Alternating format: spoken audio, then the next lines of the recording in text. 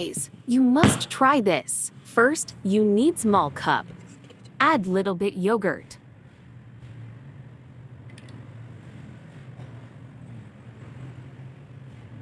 Then make espresso. You just need 1 cup actually, or maybe less than that. You can use the instant coffee. Add the espresso.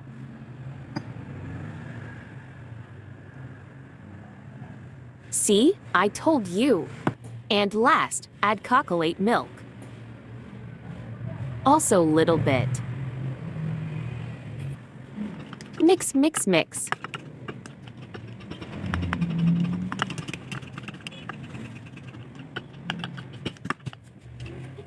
Are you curious how it tastes? Just make your own.